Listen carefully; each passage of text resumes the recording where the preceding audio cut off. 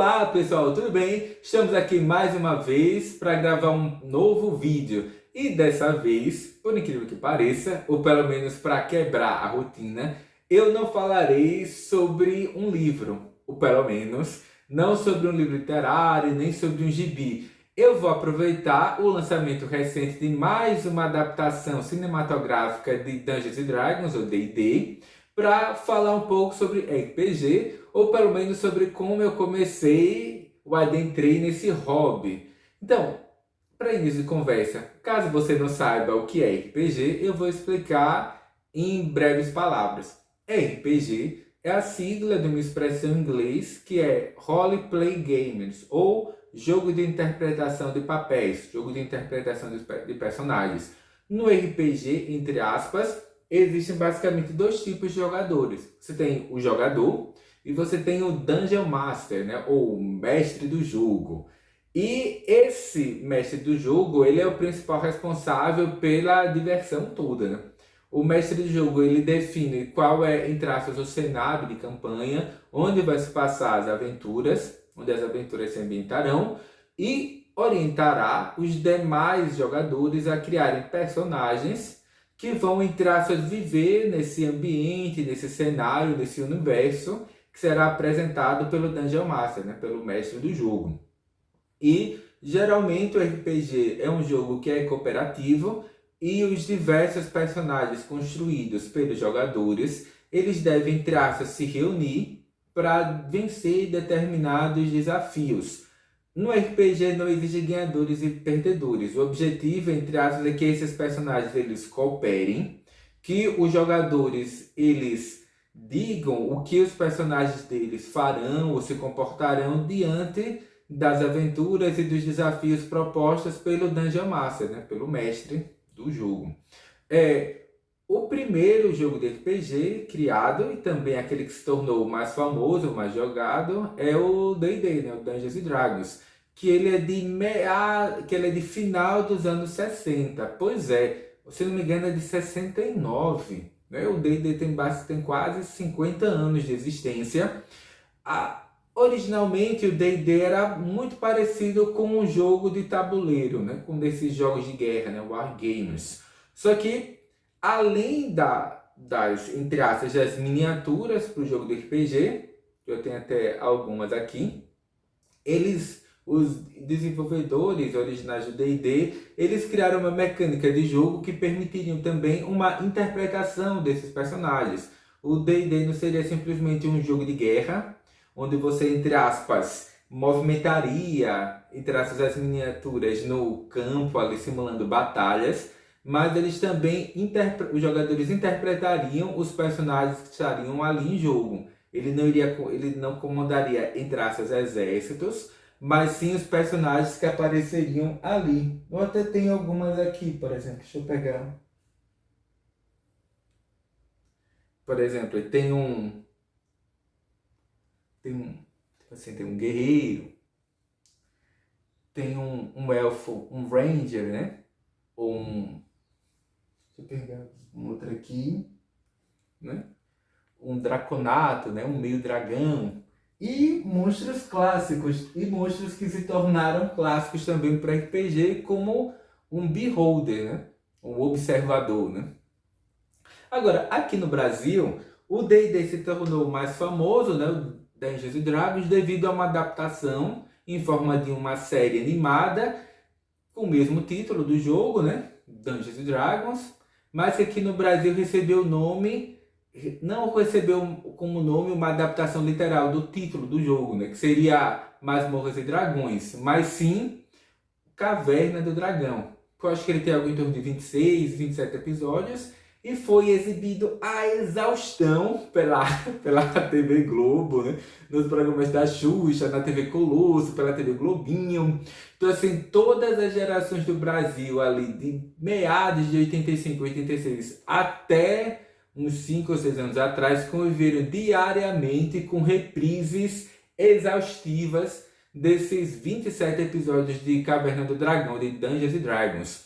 E eu assisti alguns anos atrás, e por incrível que pareça, não são ruins, são muito bons. Os personagens que aparecem no jogo aliás, no jogo não, na animação, eles são arquetípicos, e até um dos personagens do filme, né? Alguns personagens, aliás, da animação, eles chamam os personagens, por exemplo, tem o Mestre dos Magos, que ele faz ali um papel do Dungeon Master, ele apresenta desafios a serem vencidos pelos personagens dos jogadores, né? Que são os personagens do desenho, da animação, ou representados por eles. E cada um dos personagens, em traços, eles têm uma apresentação que é bem arquetípica, e eles são chamados assim, né? Tem o guardião, o ladino, o cavaleiro, um mago, um bárbaro, e muitas vezes nas campanhas de RPG, pelo menos em D&D, os personagens muitas vezes eles são chamados assim, o seu personagem tem um nome,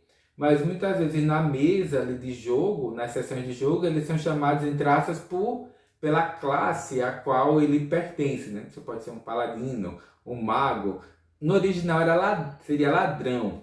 Em português nós traduzimos para ladino, para criar um pouco esse estereótipo do RPG como uma coisa ruim. Porque imagine você, pai de família, chega em casa, encontra o seu filho de 11 anos brincando com os amigos e dizendo que é um ladrão. Não é uma coisa positiva, né? Então, enfim, eu gostei de algumas adaptações. Mas enfim, né? Teve mais um desses filmes aí do Dungeons and Dragons. Foi bom? Foi ruim? Eu gostei? Não vou comentar por aqui, porque por enquanto nesse espaço. Eu vim aqui para deixar um breve comentário entrar sobre como eu comecei a jogar RPG. Então acho que eu tenho ali por volta de 12, de 13 anos, foi durante aquele período da febre do Pokémon.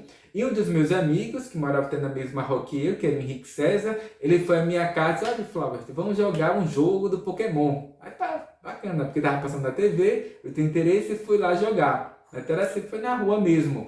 E ele e um outro amigo meu, que era Hollis, eles tinham uma folha de papel distribuídos umas fichas com estatísticas de batalha de todos os Pokémon de desenho. Depois que eu pensava até que eles tinham tirado xerox de um tabuleiro de algum jogo. E depois que eu vim saber que não, aquilo ali não era xerox de um tabuleiro de jogo. Eram as páginas de uma revista clássica de RPG aqui do Brasil, que era a Dragão Brasil. Só que quando eles tiraram essa xerox da revista e apresentaram para mim, nós não sabíamos que aquilo era parte de um jogo chamado RPG, ou genericamente chamado RPG. Nós pensávamos que aquilo ali era um jogo de tabuleiro, que é uma coisa que toda criança, todo pré-adolescente conhece, e nós jogamos aquilo como se fosse um jogo de tabuleiro, muito parecido talvez com o que os desenvolvedores do próprio D&D haviam criado. E nós nem sabíamos que aquilo ali tinha um sistema de regra complexo com nome específico, que era o 3DT. Daqui a pouco eu vou comentar como é que a gente descobriu isso.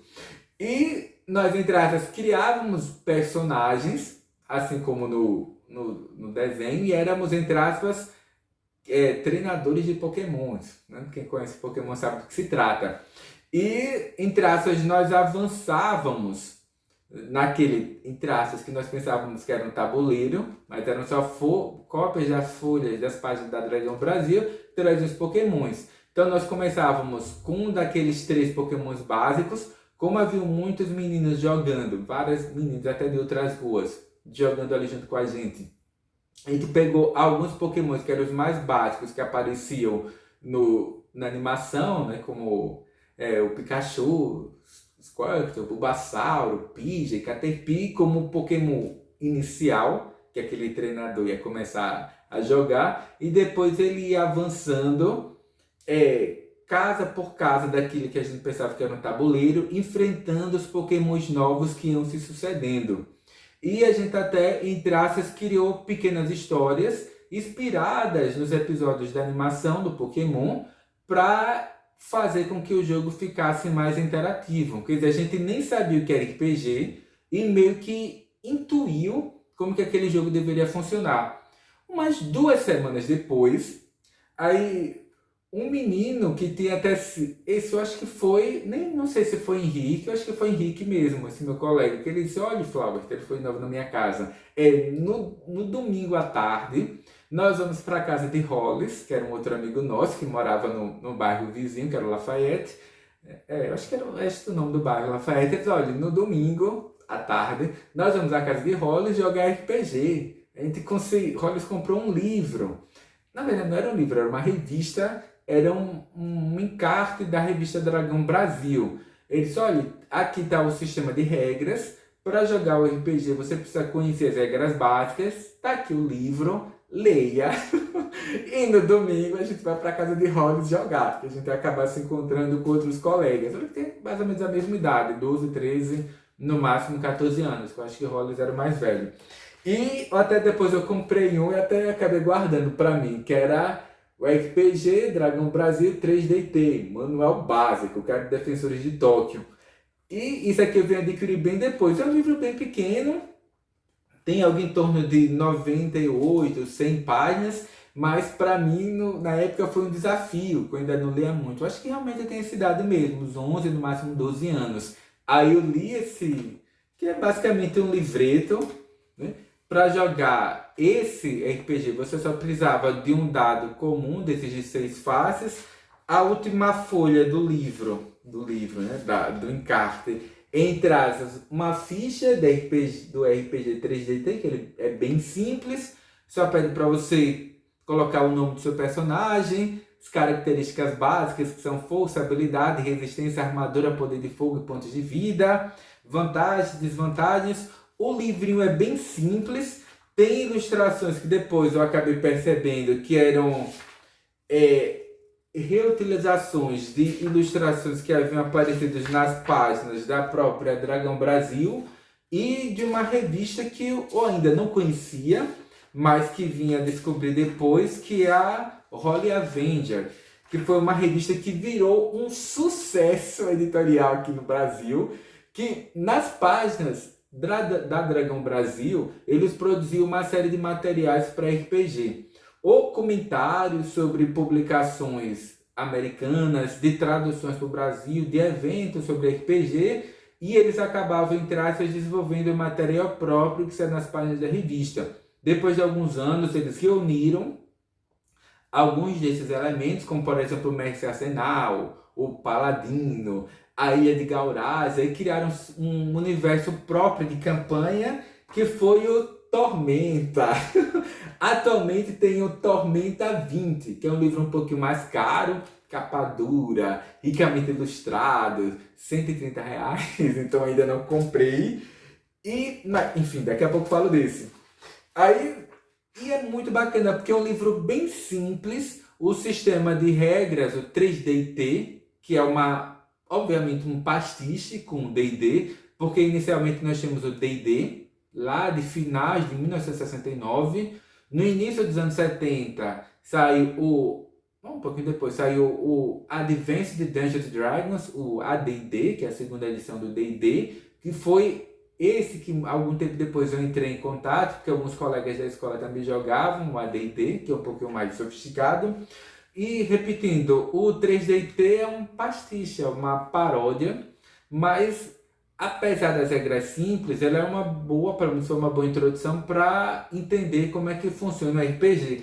E até pelos próprios títulos dos capítulos, que são bem simples, né? O que é RPG, os heróis, características, pontos de vida, vantagens e desvantagens, vantagens e desvantagens únicas, porque o seu personagem, dependendo do cenário no qual ele vive, ele pode ser um constructor, né? Um robô, pode ser uma fada, um elfo, uma pessoa que tem múltiplos membros, né?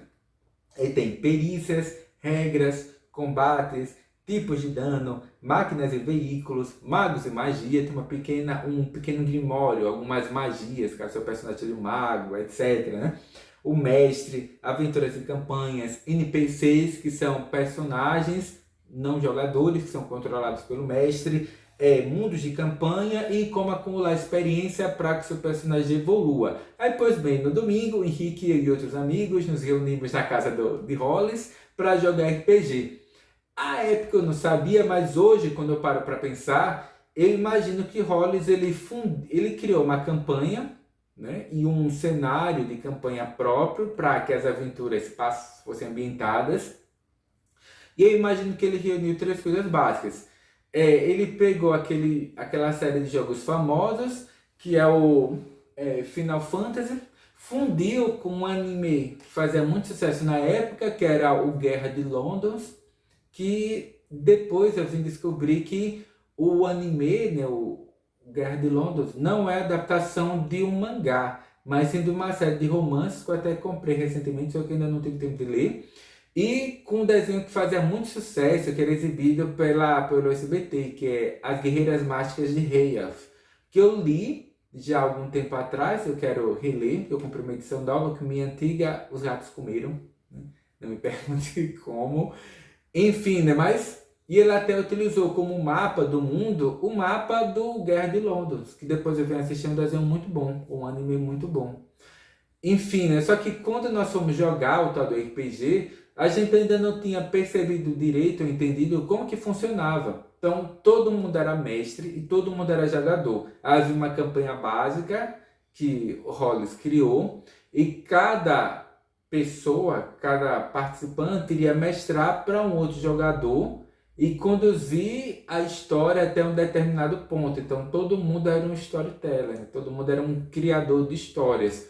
Algum tempo depois a gente percebeu, a gente descobriu, a partir de contato com a revista Dragon Brasil, com outros jogadores, que não era assim que o RPG funcionava. Peraí, esse negócio tá muito bagunçado aí, cara. Não é todo mundo é de todo mundo assim, não é isso. Não é todo mundo é mestre. Não, tem um Dungeon Master, tem um mestre do jogo, e é esse mestre que cria a campanha básica, na qual os jogadores vão criar seus personagens para fazerem parte daquela campanha, daquele universo fantástico, etc. Algumas semanas depois a gente descobriu isso e aí partiu a jogar. Principalmente quando a gente entrou em contato com pessoas que jogavam o AD&D, né, o Advanced Dungeons and Dragons. Depois a gente conheceu outros sistemas de jogo, como o GURPS, deixa eu pensar no outro, Storyteller, e daí segue. E continuando a ler a Dragon Brasil, é que a gente descobriu o Tormenta, que foi esse livrinho aqui que é relativamente simples, custando caríssimos R$ 9,90. E por incrível que pareça, galera, R$ 9,90 ali em meados de 98, 99, R$ 9,90 era uma fortuna, era muito caro. Porque eu sempre comento isso. Às vezes eu pegava R$ 10 com meu pai. Com R$ 10 eu ia ao cinema, fazia um lanche, comprava uma revista e ainda sobrava troco. Então, para essa revista ter custado R$ 9,90, isso aqui eu comprei a muito custo. Hoje R$ 9,90 não é nada. Mas, para você ter uma ideia, os mangás, por exemplo, dos Cavaleiros do Zodíaco e do Dragon Ball, custavam R$ 2,50 cada. Então, se o mangá do Dragon Ball, dos Cavaleiros, custava R$ 2,50 e essa revistinha aqui custava R$ 9,90, quer dizer, quase 4 vezes mais do que esses outros que eu citei, porque esse aqui era muito caro. Como eu disse, hoje R$ 9,90 não é nada. R$ 9,90 você mal paga a passagem de ônibus aqui onde eu moro. R$ 4,50, se for voltar, R$ 4,50. Pronto, era o preço da Dragon Brasil. Mas a época, repetindo, era muito caro. E ele apresenta um cenário completo de campanha. O mundo inteiro, que é o mundo de Arton, o Arton. Aí tem pequenos capítulos, nos quais ele apresenta o básico sobre esse mundo do Tormenta. Ele descreve um mundo de problemas, que é o Arton, e ele fala sobre alguns pontos, algumas cidades ou pontos geográficos importantes daquele cenário de campanha do mundo de Arton e alguns personagens famosos. Ele fala sobre Valkyria, que é a capital do seu principal reino. Aí tem Triunfos, Vitória, Malpetrim, que é o nome da cidade também, as colinas, onde vivem os pequenos, né? Gaurásia, que é um continente ilha habitado por animais pré-históricos, que é inspirado, na verdade, numa minissérie Lua dos Dragões, que é de um autor que estava envolvido aqui no Tormenta. Aí tem outros lugares de Arton, Conquista, porque o mundo de Arton tem algumas especificidades. Por exemplo, o continente do sul, Lemnon, ele possuía, entre aspas, um único reino élfico, uma confederação de reinos élficos, uma coisa assim. Ele foi invadido, saqueado e tomado por uma aliança goblinoide, né? Goblins, hobgoblins, bugbears, que agora são chamados de bogolfos, né? Orcs, ogres, etc. E os elfos, eles não têm um reino. Ele fala sobre isso nesse cenário, fala sobre a Tormenta, que é uma área, entre aspas, onde existem, entre aspas, portais que trazem seres de, como dizer, planos existenciais inferiores, né? Porque atualmente não se usa mais a expressão demônios ou diabos em D&D. Eles usam outros nomes, Batezus, enfim, né? Para, como disse, tentar afastar uma visão negativa do D&D, né? Repetindo, para você não chegar em casa e descobrir que seu filho de 10, 11 anos está brincando com demônios. Então eles mudam o termo para não ficar, enfim, muito pesado no jogo. Aí fala sobre o Paladino, que é o maior dos heróis aqui desse mundo de Arthon. Fala sobre a magia no mundo de Arthon, artefatos, o panteão com as seus principais deuses. Sobre as lendas, ele traz, entre aspas, a ficha dos principais personagens, que é uma coisa assim bem simples,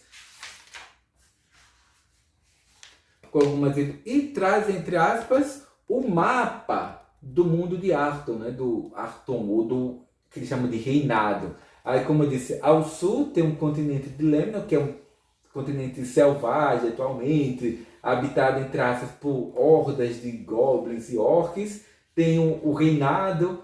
No extremo oriente tem a ilha de Tamura, que é um reino semelhante ao Japão feudal, a ilha de Gaurásia, etc. Né?